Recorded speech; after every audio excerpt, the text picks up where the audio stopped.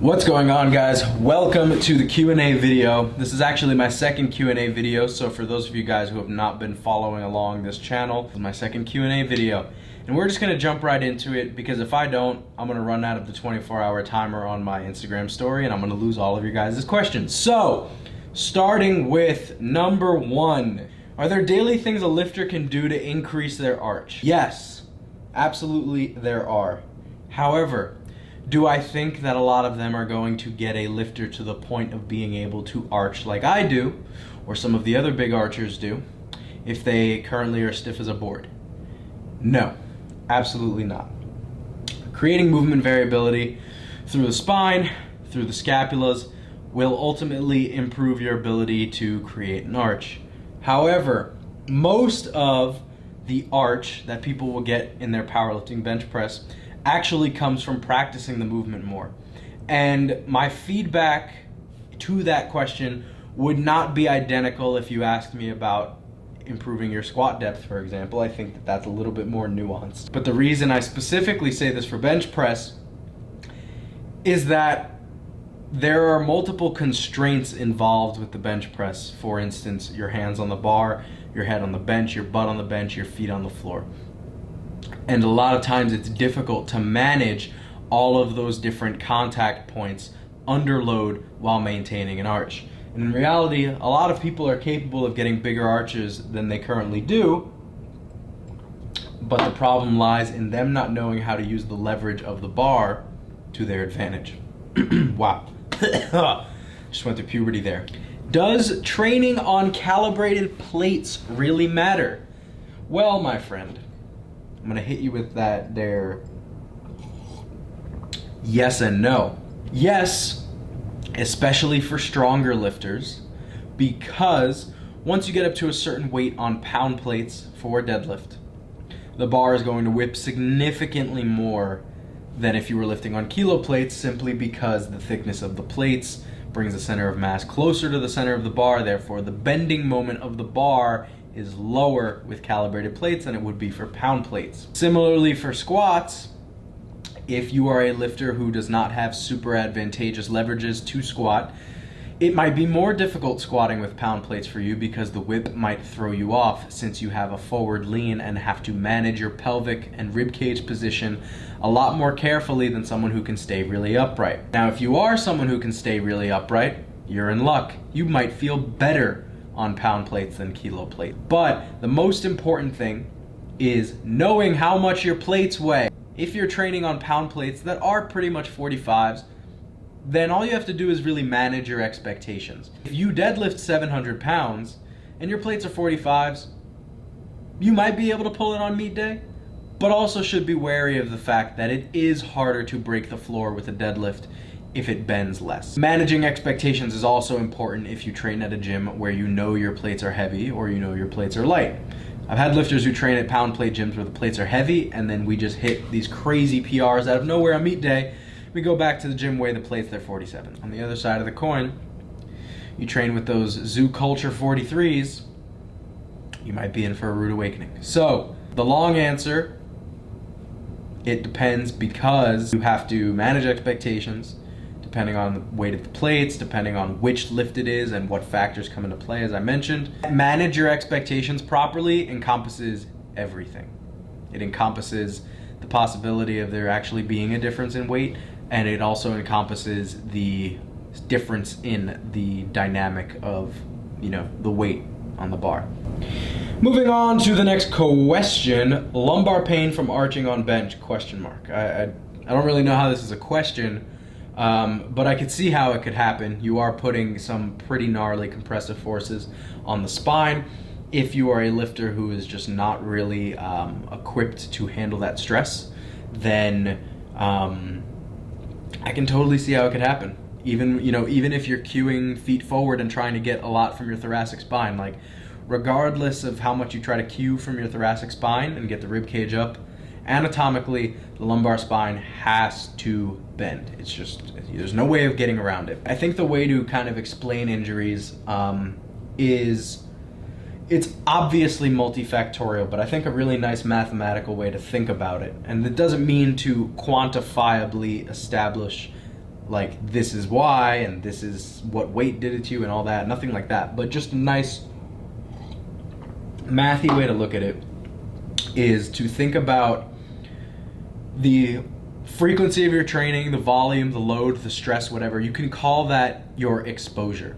So every time you do a squat, that counts as an exposure to a certain stress, right? It's the stress of however it's distributed across your body when you squat 500 pounds, right? Some stress diverted to the knees, hips, back, shoulders, whatever, right? Our body partitions all of that stress and strain differently when we lift a certain amount of weight. We'll call that an exposure.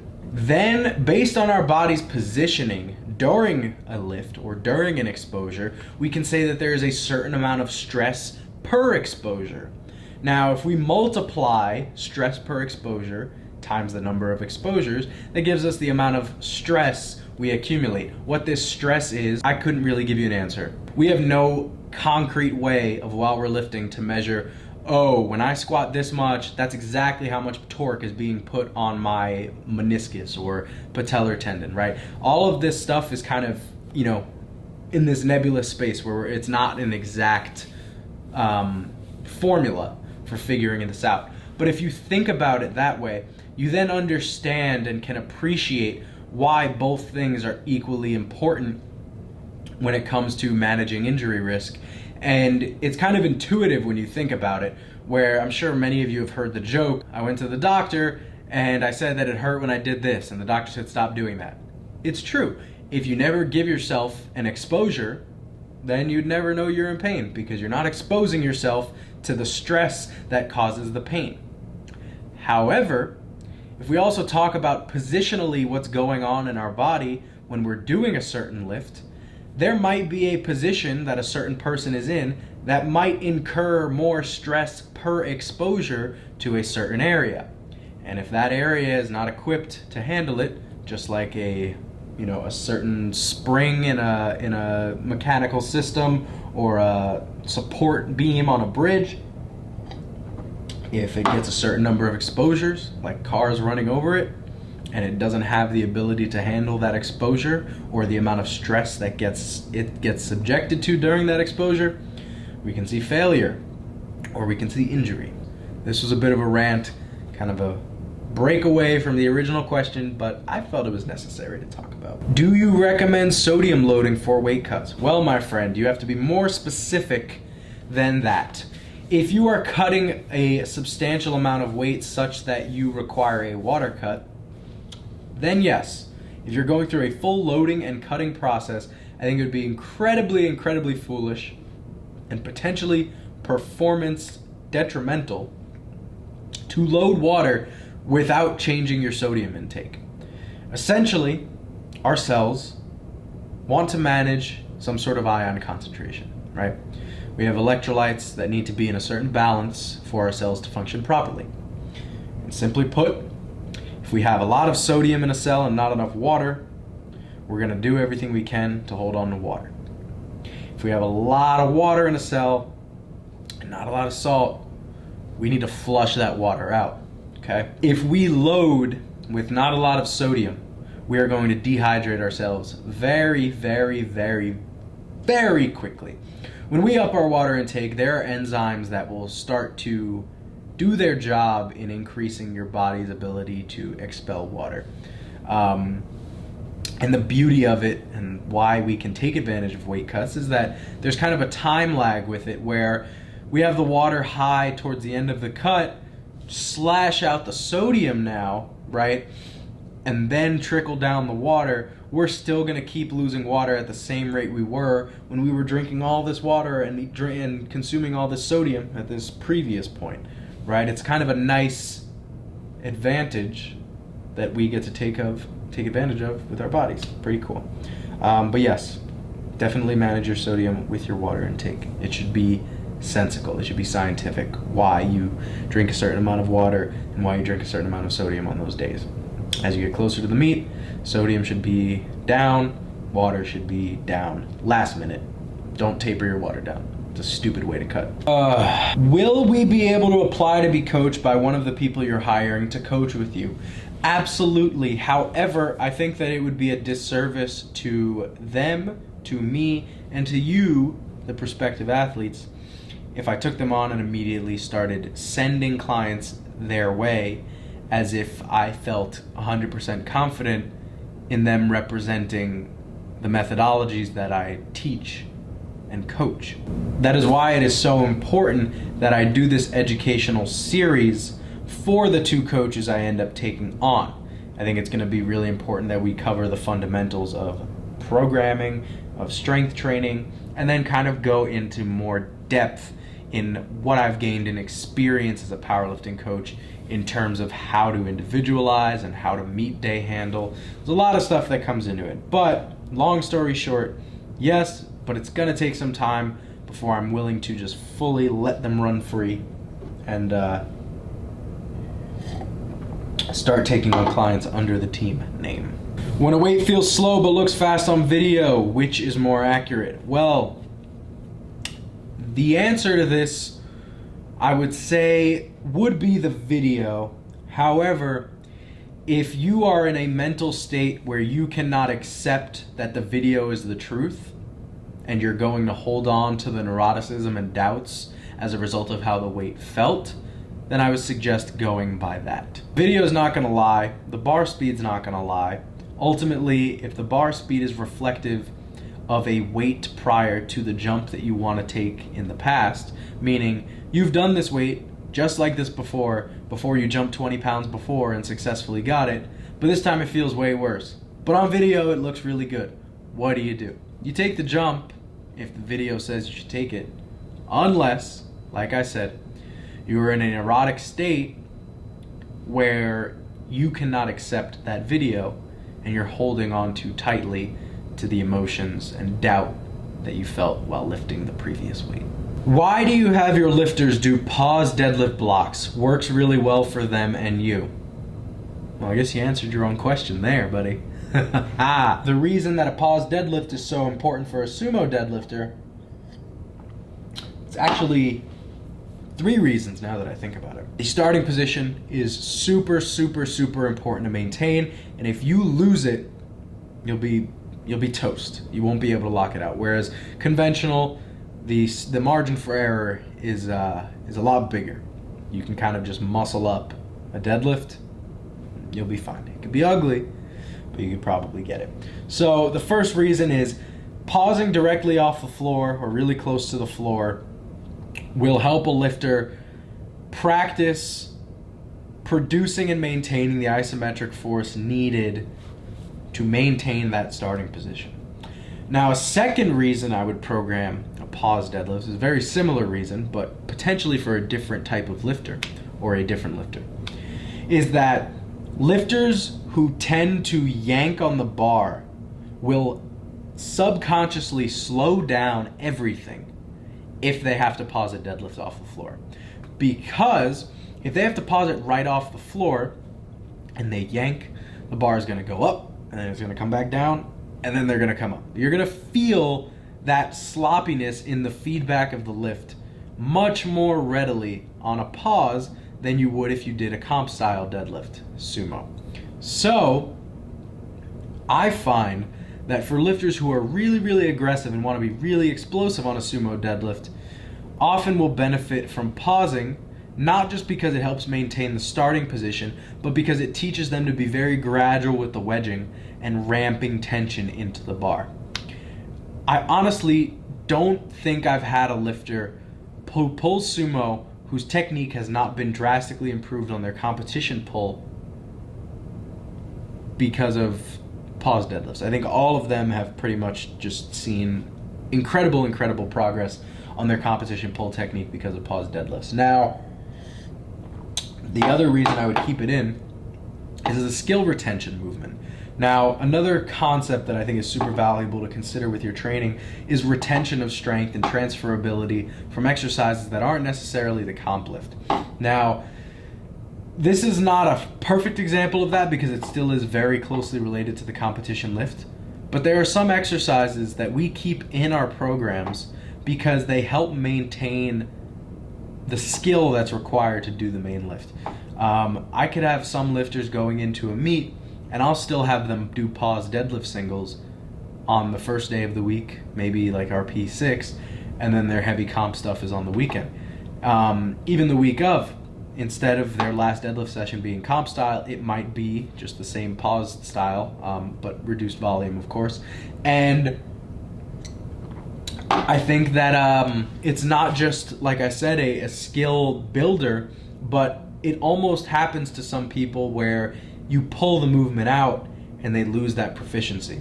And it's like I was saying, if you can keep practicing the pattern and keeping that reminder in your head to be really slow, for example, if you're a very aggressive sumo deadlifter, it's a lot harder to just rely on that memory than it is to once a week have to go through it. So that's why I love sumo deadlifts with a pause. Woo, it's getting late. Where do you see yourself in 1 year? Where do you see yourself in 5 years? And I answer both of these. In 1 year, my hope is that my powerlifting career is continuing to go well. In the next year, obviously, my goal is to win the 83 kilo weight class. I hope that my coaching service and brand are growing incredibly well. I hope I have 2 incredibly amazing coaches working underneath me to continue to spread the team. I also hope that I am in school studying acting at Strasbourg in New York. In the next 5 years, I don't know. I really don't know. I have no idea where 5 years is going to take me from now. 5 years ago, I didn't think that I was going to be where I am now, and I don't think it's necessary to plan your life out like that. The nutritional differences between powerlifters and bodybuilders. This is a good question. I think that nutritionally, and I've definitely learned this valuable experience from my time working with Berto, that bodybuilders can learn a lot about powerlifters from the training side of things. Meaning, powerlifters love data. They track everything in training. Bodybuilders tend to bro it out. On the other side of that coin, powerlifters can learn a lot from bodybuilders when it comes to diet. And I think one of the biggest things that I've learned from Berto is that we should be eating more like bodybuilders. And I think that there aren't too many really important differences. I think that a lot of people probably could benefit from a higher protein intake than 1 gram per pound of body weight. A lot of literature does suggest that 1 gram per pound of body weight is sufficient for muscle gain. However, not every source of protein we get is going to be 100% complete. The way that our protein gets partitioned throughout the day, meaning how many meals we have, might not be perfect, where we might get 1 gram per pound of body weight in 2 meals, but maybe if we go to 1.3, we have 3 meals. Ultimately, the 3 protein feedings, maybe more signaling of mTOR, maybe more muscle protein synthesis, maybe down the road that means more lean tissue, right? It's all cumulative. So I think that's super important. I think that bodybuilders, the concept of refeeds is super valuable for powerlifters, and a lot of people think they refeed, but they don't actually refeed, they just eat in a surplus. A refeed's super important because the great thing about carbohydrates is you store them as energy. So they have this rollover effect, right? When you eat protein, right? Eating 500 grams of protein in a day doesn't benefit you for a whole week. It's not like, oh, I'm gonna eat all my protein over the weekend and cover my bases. But if you're in a diet deficit and you have a big refeed day on the weekend, you drop your protein down a little bit, you drop your fats way, way, way down, you increase your carbs all the way up, those carbs are going to serve you and your performance throughout the week, especially if you're deep into a diet. So I think those are valuable skills. Obviously, if you're in bodybuilding prep, your diet is going to vary drastically from what you would do in powerlifting, considering powerlifting's point is to perform well. In bodybuilding, if you're in a prep, your performance in the gym is going to suffer. So kind of 2 opposing goals there. When you go out, do people recognize you outside the gym? So I would never have thought the answer to this question would be yes. I don't know why any random person would recognize me. Like, I powerlift.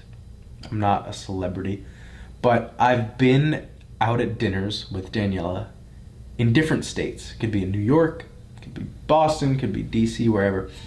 We could be leaving the restaurant, somebody walks in, they're like, oh my God, you're Sean Noriega. Oh my God, you're Daniela Mello. And I'm just like, how is this happening? Like, how do you know who I am? It's just crazy to me that we have this reach.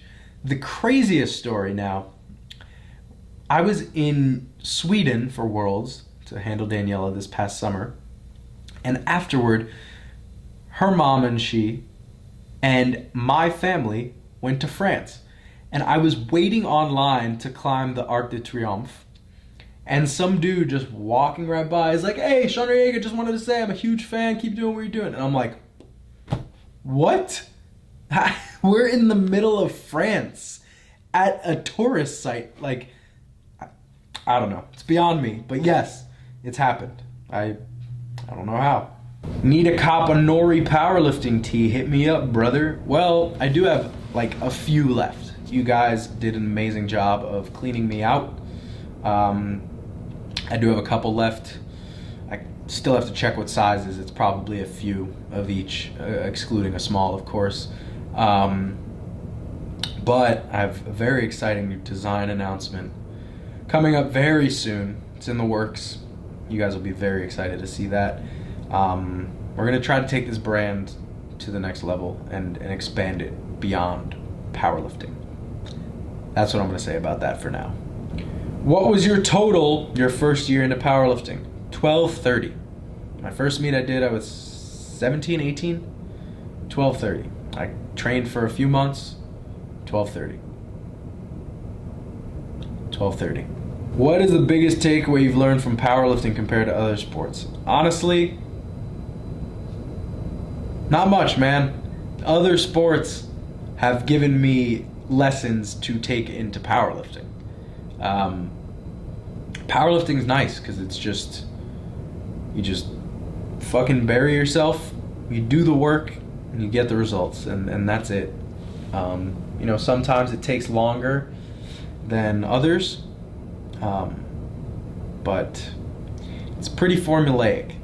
You know, there are bumps in the road just like in life, but you aren't in the same scenario you are with other sports where you can bust your ass, literally bust your ass. Like, there's no MRV for taking swings in a batting cage or running routes in football. Like, you can do it to ad nauseum. And then you could come out for your season opener and you could blow an ACL, or you can play your first half of the season and you just get benched because you just sucked.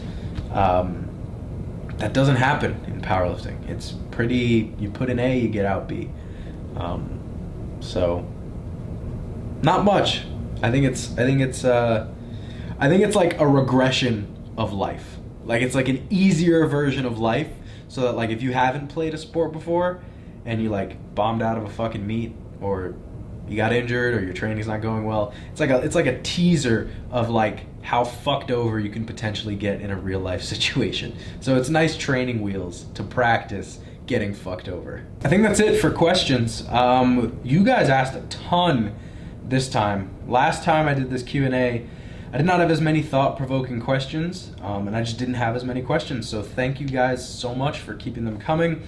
Managed to finish this with about 10 minutes before my Instagram poll ran out. Of course, saved it for the last minute. Thank you guys so much for watching. Had a ton of fun doing this. Don't forget to like, comment, share, subscribe. Remember, there are no bad days. There's no water left in here. And I'll see you guys in the next video. Take care.